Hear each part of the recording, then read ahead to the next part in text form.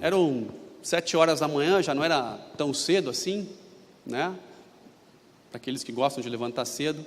Mas a minha vizinha, nossa vizinha, ela ficou viúva e ela arrumou um companheiro. E esse companheiro ficou feliz por ela, até porque ela é sozinha e tal, então ela arrumou um companheiro e tudo certo. Ele tem sido um tanto único nas nossas vidas, especialmente agora que ele amadureceu e ele cresceu.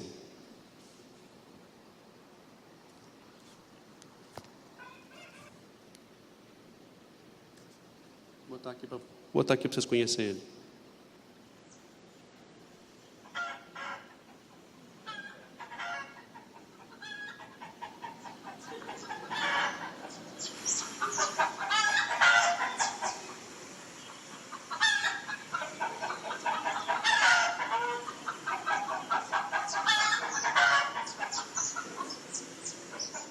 Quando eles terminam a reunião, ele dá a palavra final do negócio.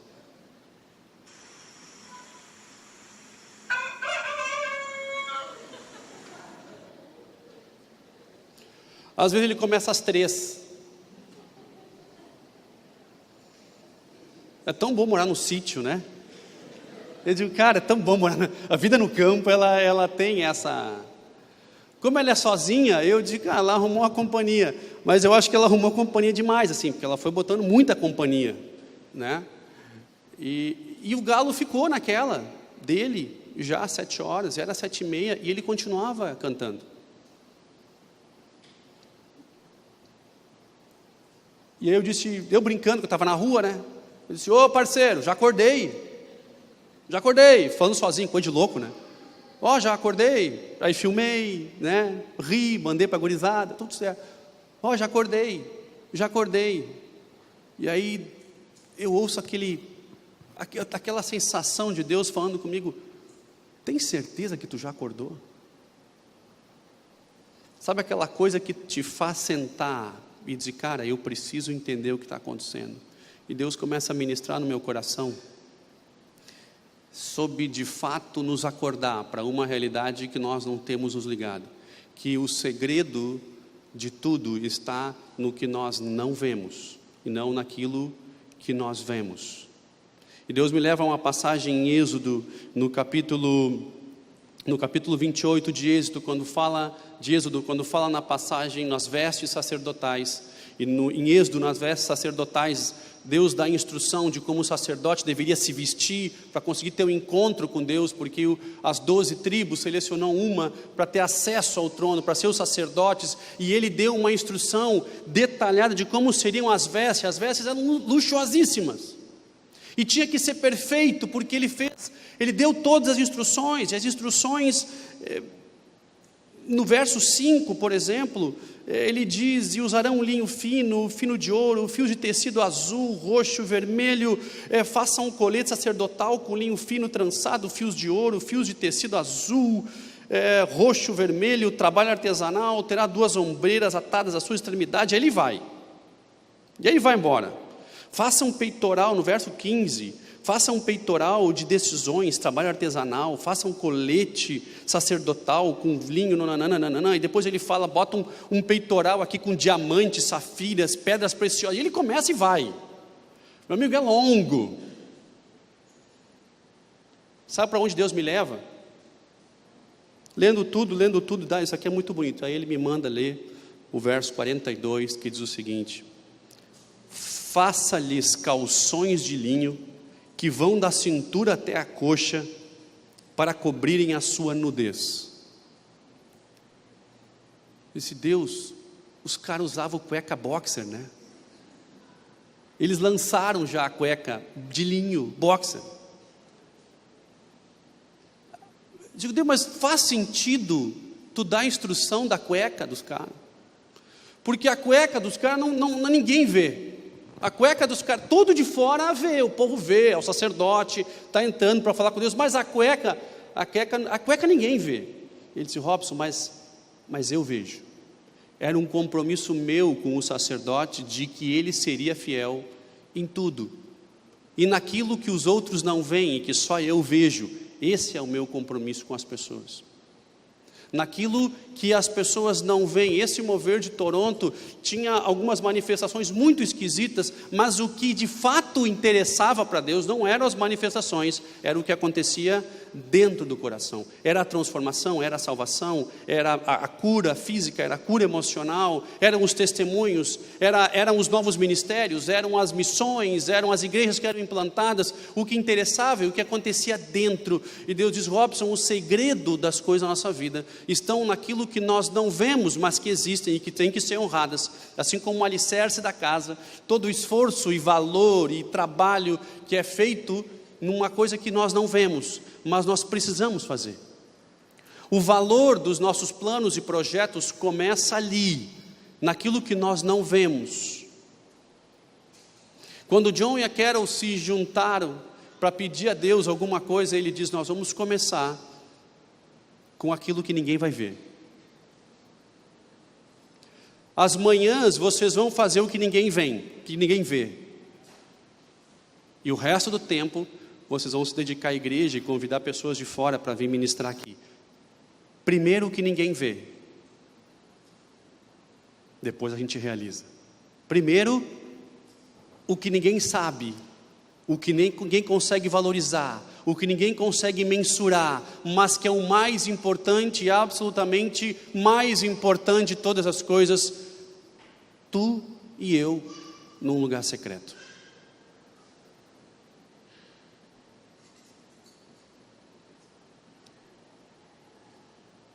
O que é que os anjos veem que os fazem cantar santo? O que é que Moisés viu através das fendas da rocha que mudou o seu semblante? O que foi que Pedro caiu do cavalo e viu, a ponto de ficar 3 dias cego? O que de fato faz a importância e que fez a importância em absolutamente todos eles, é justamente o que eu e você não vemos.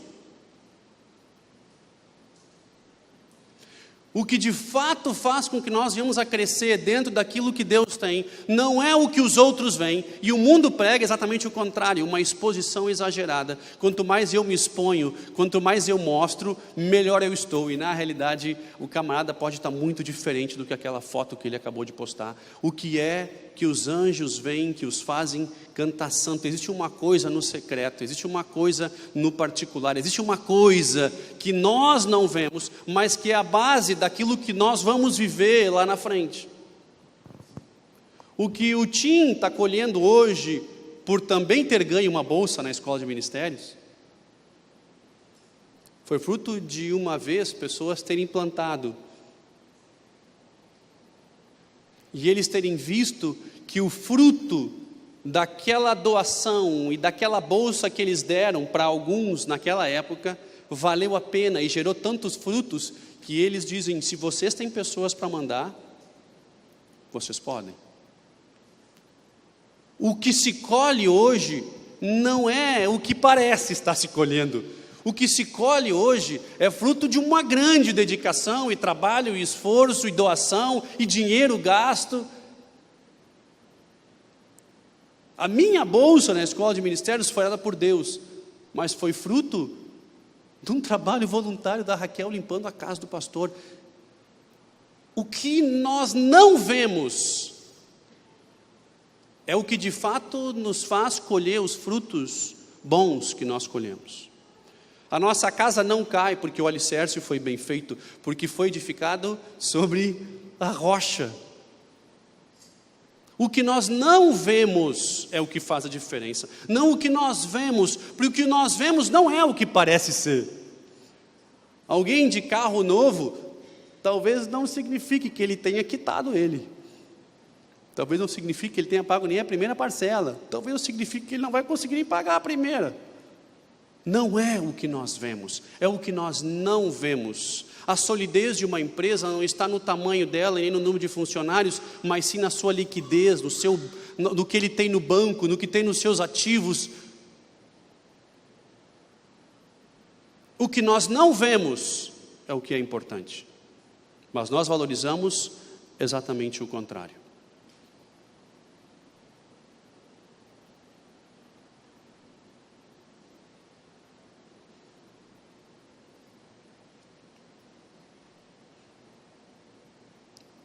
E aí Deus diz: agora tu acordou, Robson? Digo: Deus, estou acordando. Estou acordando. Estou começando a acordar. Desperta, Robson. Desperta, tu que dormes. Acorda, acorda, acorda. Enxerga o que tu não está enxergando. Nós estamos hoje celebrando aí 25 anos do derramar do Espírito. Um deles, foram tantos no mundo, mas esse é um deles, a qual nós nos aproximamos para aprender de um avivamento que resultou em pessoas mais curadas, mais restauradas, com menos fardos para carregar, com menos religiosidade, cheio de pessoas imperfeitas, carregado por pessoas com dificuldades, que precisam de Cristo e que continuam precisando de Cristo.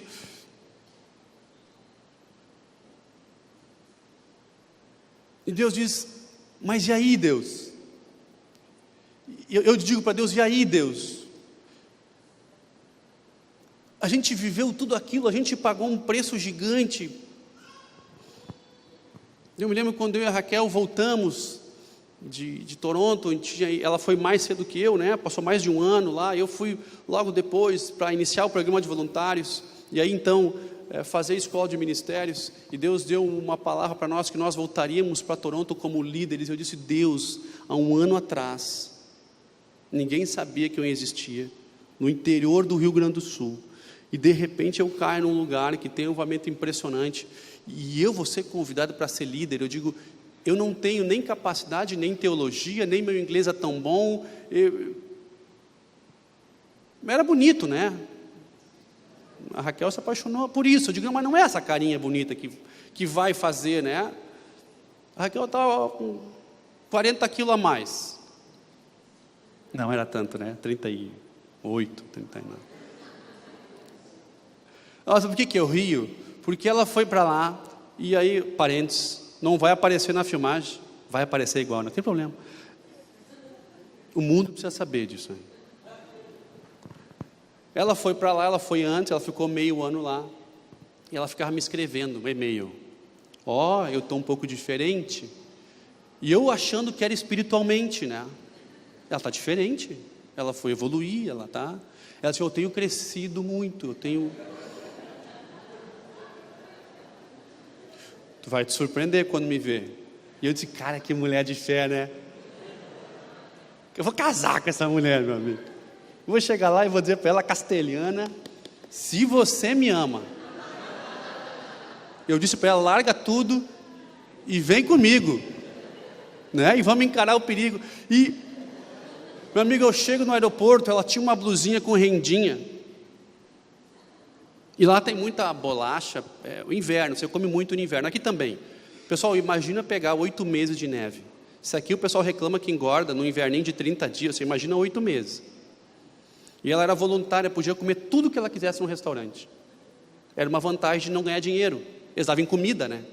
Eles davam in natura, assim, ó. Tu leva in natura, tu leva... Rapaz, ela foi me buscar no aeroporto, e aquela blusa da rendinha, a rendinha estava para cima, assim. A rendinha estava rindo para mim, assim, quando... Eu disse: mulher, o que aconteceu contigo? Ela disse: foi as bolachas, foi tudo. Eu disse: é tudo certo. Está tudo certo. Nós viemos aqui por causa de Jesus, depois nós damos um jeito nisso, está tudo beleza.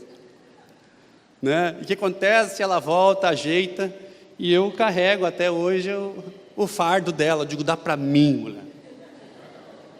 O sacerdote do lar, eu vou carregar. Hoje ela reclama de mim, né, que eu estou acima do peso.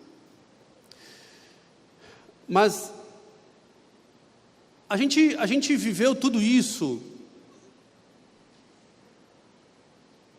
para conseguir encontrar algo que você fica sedento, porque uma vez, a Bíblia diz uma vez que você... É impossível alguém que tenha encontrado de fato e ter saído, retornar. Sabe por quê? Esses caras que abandonam a fé de forma meia loucona, a Bíblia diz: não, mas é impossível alguém retornar. Aí o pessoal retorna. Aí sabe qual é o meu entendimento? É que eles nunca tiveram um encontro real. Por quê, pessoal? É impossível alguém que tenha encontrado Ele, alguém que tenha tido experiências com Ele, alguém que mudou o teu interior e que te deixou livre. É impossível você dá as costas. Eu sei se algum dia, por dificuldades, por algum problema, eu esfriar a minha fé e me afastar dele, eu sei que não tem outro caminho, porque é só ele. Por isso que os discípulos falaram: para onde eu irei, se só tu tens as palavras de vida eterna, não tem volta. E nós tivemos um gostinho de como voluntário, mas deixa eu ficar perto de alguma coisa a mais. E essa palavra que Deus nos deu, que nós voltaríamos para Toronto. No fim da escola, o pessoal veio dar um abraço e os diretores falaram: eu sei que vocês gostariam de, eu sei que você tem potencial para ficar aqui como líderes, mas Deus me falou para mandar vocês para casa, porque vocês precisam casar, Deus tem um propósito na vida de vocês. Eu disse: pô Deus, eu quero voltar para casa, casar, mas eu tinha a palavra que eu ficaria como líder. E como casado, dificilmente eles convidariam, porque eles tinham uma regra de só convidar pessoas com, acho que eram 2 ou 3 anos de casado naquela época, e o dólar estava R$4, de jeito nenhum eu ia arrumar dinheiro para voltar. Digo: me deixa aqui, e vou trabalhar. E ele disse: não, Deus falou para vocês voltar, e a gente voltou embora. E a gente casou, e 2 meses depois de nós termos casado, eles nos mandam um e-mail dizendo: olha, eu sei que a gente tem uma regra aqui, mas com vocês a gente quer quebrar uma regra. Eu sei também que está muito cara a passagem, nós vamos ajudar com uma. Juntamos as nossas coisas e vamos de novo. Foi quando nasceu Abel. E vocês foram lá para casa, no apartamento, aquele que estava vazio, né? Porque nós estávamos fora, a casa de vocês estava sendo construída, enfim, e a vida segue assim. A gente olha para trás de cara, quanta história a gente já passou. E a gente retorna para lá como líderes de fato casados. E uma vez um pastor olhou para mim e disse: Robson, demora mais para casar, demora mais porque... Está rindo por quê, Jean? Falaram para ti também? Não.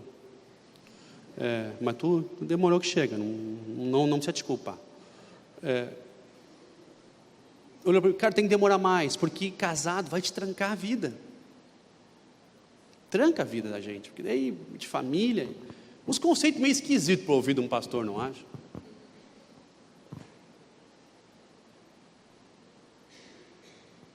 Cara, mas tinha aquela convicção de Deus e tal, e eu preciso dizer para vocês que depois de nós casarmos, nós começamos a viver juntos o que Deus tinha.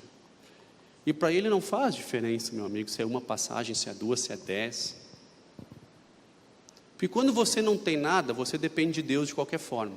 Se você precisa de 1.000 ou de 10.000, para Ele não faz diferença, você precisa da provisão dEle igual. Então quando você depende dEle, a provisão vem dEle, e não importa realmente a tua necessidade.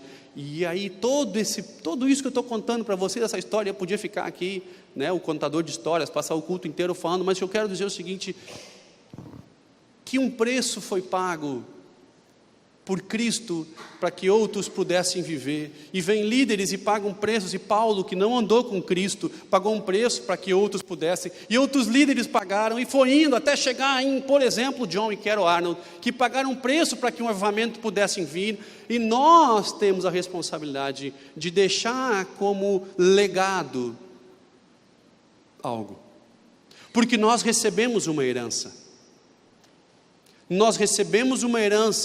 e deixamos um legado. Recebemos uma herança e deixamos um legado. Essa geração só quer receber a herança, porque o legado demanda esforço, o legado demanda dedicação, o legado demanda esforço, o legado demanda sair do nosso lugar e dizer: cara, eu quero viver algo melhor, mas eu não quero fazer isso, porque de fato vai me custar muito, e a situação que eu estou, está tudo beleza, então eu só recebo a herança. E quem só recebe herança, e você sabe muito bem disso, e não se prepara para deixar nenhum legado, come a semente. E a semente não foi feita para comer, a semente foi feita para plantar.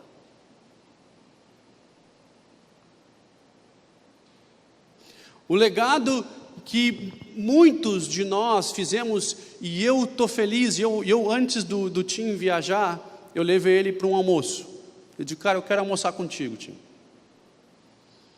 E eu levei ele num lugar bem chique, só para deixar ele constrangido. A ideia era essa, né? Ele falou, sabia que era para, peguei camiseta, E eu fui de terno ainda. Ué, Tim, não, nem percebi, Tim, nem percebi. Não, tá tudo certo. Aí senta lá só os donos de grandes empresas e jornais e tal. Esse aqui é o fulano, esse aqui é o ciclano. Eu digo, não, tio, eu estou aqui para te honrar, cara. Tu sabe por quê? Porque tu está prestes a receber duas coisas. Uma é a herança que os teus pais pagaram um preço gigante para hoje tu ter acesso àquilo que está vivendo. Isso não veio de graça. E eu contei para ele outras coisas que eu sei que os pais dele pagaram um preço gigante para que ele pudesse hoje curtir isso e aproveitar isso. Não só ele, todos nós aqui, mas ele disse, cara, uma que está recebendo de graça, algo que custou muito. Teus pais abriram mão de muita coisa para te viver isso hoje. E 2, está na hora de tu escrever a tua história. Agora vem a tua vez, cara. Deixa eu te contar os meus conflitos, os meus problemas, as minhas dúvidas. Deixa eu te contar como é que foi comigo, mas é a tua vez. Agora, cara, quem escreve é tu, a caneta está na tua mão. É hora de tu começar a deixar o teu legado. E o teu legado não começa aos 40, cara. O teu legado começa aos 18, começa aos 17, começa quando tu bota a cabeça para fora da água e diz, cara, eu estou respirando sozinho. Eu digo, cara, agora é a tua vez. Agora é a tua história. Se puder te dar um conselho, segue os rumos do teu próprio coração, né? Não, se eu acho que é um conselho, cara, escuta Deus. Escuta Deus. Vale a pena. Vale a pena. Aí o pessoal diz, Robson, mas os caras lá atrás, isso deu tanto tempo, parece que a gente está distante. Na realidade, tudo que a gente está vivendo isso hoje, começou lá em 88, quando o John e a Carol Ar decidiram abrir uma pequena igreja no aeroporto de Toronto, e começaram a clamar para o avivamento vir. Hoje nós estamos vivendo isso, sabe por quê? Porque em Mateus, no capítulo 20, quando diz, em Mateus capítulo 20, quando fala que o dono da fazenda, da vinha, saiu para coletar trabalhadores, e ele falou, tu quer começar cedo? Começa às 7 da manhã, 1 denário. Te pago 1 denário pelo dia de serviço. Ele continuou indo. Lá pelo meio-dia ele encontrou mais uns. Tu também quer trabalhar? Quer. Lá pelo fim do dia, um cara trabalhou 1 hora só. Ele disse, tu também quer trabalhar na vinha? Sim, eu também quero. Tu quer? Quer, então vem. No final ele juntou todo mundo e ele deu um pagamento igual para todo mundo. E o primeiro reclamou dizendo, mas eu comecei cedo. Eu te aceitei lá atrás. Esse cara te aceitou aos 45 do segundo tempo. E o dono da vinha, que é o Senhor, diz, não importa. Tem para todo mundo, eu sou um pai generoso. Eu quero pegar todos, não importa quem veio no começo, quem veio no final, importa quem está no barco, meu amigo. Importa quem entrou, importa se um dia tu disse sim, isso é para mim, eu quero, e vem, e esse negócio que é para nós, que é para ti, que é para mim, que não importa quando você entrou, importa que você entrou, importa que você está tendo acesso a valores e a coisas que foram frutos de um avivamento, coisas que o Senhor tem derramado no nosso coração, no nosso coração.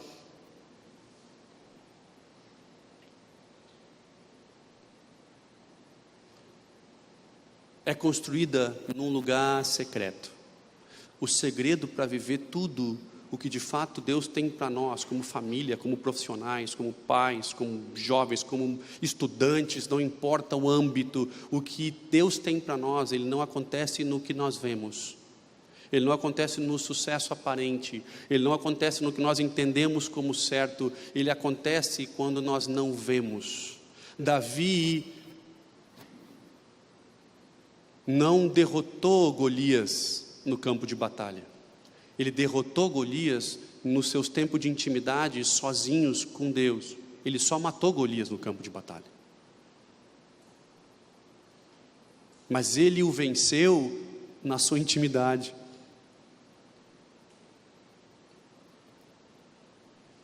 Moisés não afrontou o faraó e levou o povo para a terra prometida. Num dia, ele passou 40 anos no deserto antes disso. Sozinho, curando as suas feridas e se preparando. O que nós vemos é só a pontinha do iceberg. Lá embaixo, a maior parte, 2/3 ou mais do iceberg estão para baixo. O segredo é o que nós não vemos. Por isso que em Mateus 6:6 ele diz: entra no teu quarto, fecha a porta, busca aquele que te vê em secreto, e aquele que te vê em secreto vai te honrar em secreto também.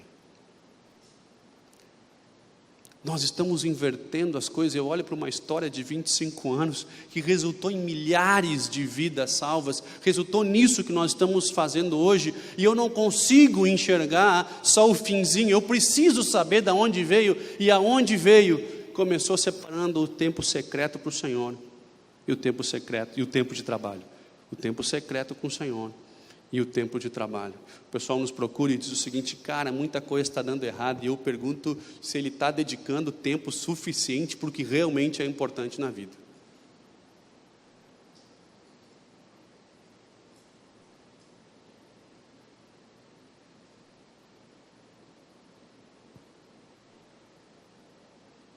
Jesus não derrotou o diabo lá na cruz, ele já tinha derrotado quando estava sozinho no deserto e foi tentado. Pode parecer esquisito, porque a gente fala muito em trabalho com equipe, alcançar coisas sempre em equipe, mas deixa eu dizer uma coisa: se nós não estamos bem na nossa mente, no nosso coração, no lugar secreto, não importa a equipe que você tenha, você vai viver só de aparências, você vai viver do que passa rápido. O que de fato faz sentido, e que de fato muda a nossa vida, e que faz a gente viver o que Deus tem, e as experiências mais incríveis da nossa vida vão vir do lugar secreto. É por isso que em Mateus 6:6 diz o seguinte: mas quando você orar, vá para o seu quarto, feche a porta e ore ao seu pai que está em secreto. Então o seu pai, que te vê em secreto, te recompensará.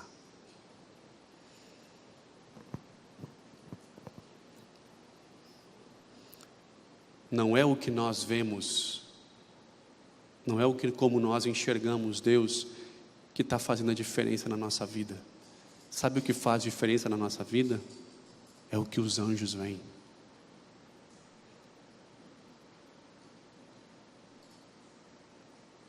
E que fazem com que eles cantem: Santo, Santo, Santo. O segredo de tudo isso que nós vimos ao longo desse 1/4 de século, que fez com que milhares de livros fossem escritos, que ministérios como Bill Johnson chegassem ao ponto que chegou, ministérios como Heidi Baker na África, em Moçambique, ela tem um respeito do governo.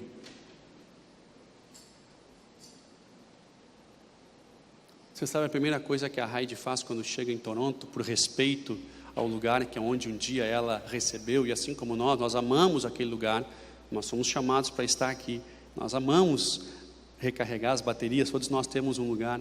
E a Heidi Baker, a primeira coisa que ela faz quando chega em Toronto, ela deita no chão, porque ela sabe que o segredo do ministério dela está justamente ali, no chão. Porque aquele que honra em secreto estava ali. O alicerce da nossa casa, isso é o que importa. O que de fato vai fazer diferença na tua vida e na tua situação não é o que todo mundo está vendo, mas na realidade é o que ninguém vê. É o que ninguém vê. A grande pergunta nessa noite é: afinal de contas, sobre o que eu estou edificando, tudo que eu estou fazendo, né?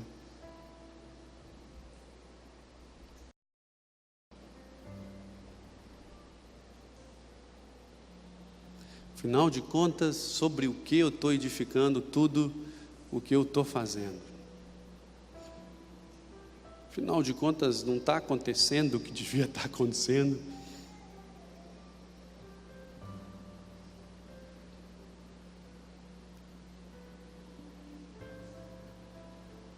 Vamos ficar em pé e nós vamos adorar. Hoje, quando o galo insistia em me despertar mesmo eu acordado. Esse Deus tem alguma coisa. E Deus te desperta. Desperta tu que dormes. Acorda, cara. E ali eu encontrei de novo as minhas deficiências, encontrei de novo os meus problemas, encontrei de novo os meus medos, encontrei de novo. E voltei atrás e eu fui procurar as fotos de tudo isso para mostrar para vocês hoje. E aquilo, cara,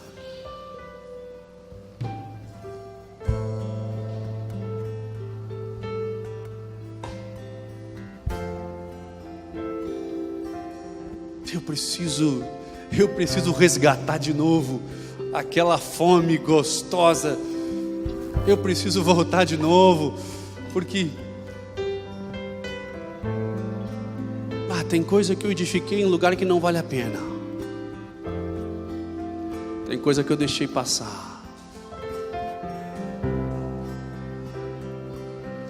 E eu fiz um pacto com Deus já há muito tempo, que eu não quero a minha vida uma história de alguns lances bonitos, alguns testemunhos legais.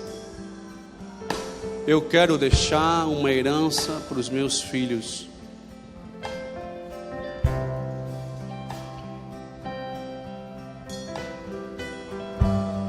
Mas para deixar a herança,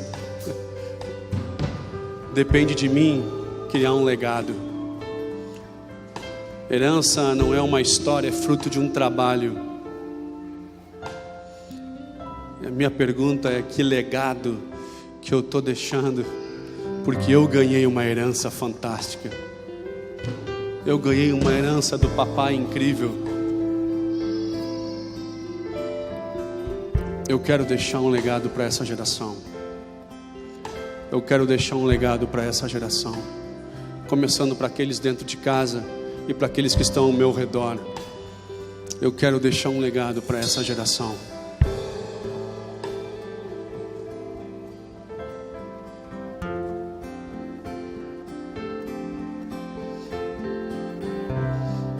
Não é o que você vê que vai mudar a tua vida. Não é o que você vê, o que você está vendo que vai mudar a sua vida. É o que os anjos veem. Só quero ver você, só quero ver você, só quero. Por isso que nós não andamos segundo este mundo, não andamos segundo o que esse mundo nos mostra. Nós andamos segundo o que os anjos veem. Ver você, só quero ver A diferença você, só quero ver você. daquele que edifica sobre a areia e daquele que edifica sobre a rocha é justamente essa.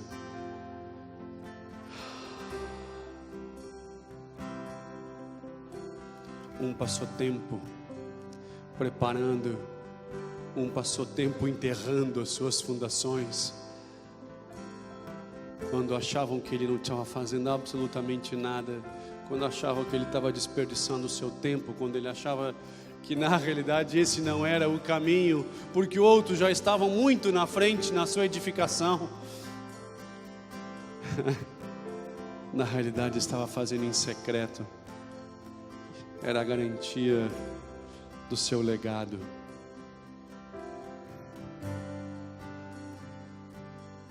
O chamado para despertar nessa noite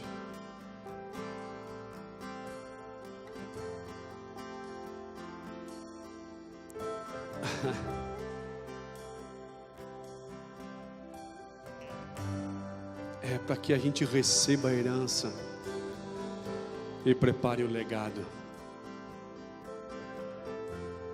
E quem recebe a herança e não prepara o legado, come a semente. Mas o sábio recebe a herança que foi dada de graça e em secreto prepara o seu legado. Papai, eu abençoo cada um aqui em nome de Jesus. Abram os olhos para que nós venhamos a ver o que os anjos veem. porque o que nós vemos não nos leva longe, o que nós vemos nos limita, o que nós vemos nos maltrata, nos fere, o que nós vemos não ajuda, mas o que os anjos veem faz a diferença. O que os anjos veem nos motiva, o que os anjos veem nos restaura, o que os anjos veem nos cura, o que os anjos veem nos move, o que os anjos veem nos alcança, o que os anjos veem nos mantém em pé. Por isso, papai, abre os nossos olhos espirituais, abre os nossos olhos espirituais, abre os nossos olhos espirituais, porque enquanto formos carnais, enquanto formos humanos e simples, nós vamos viver de coisas fúteis e de aparências.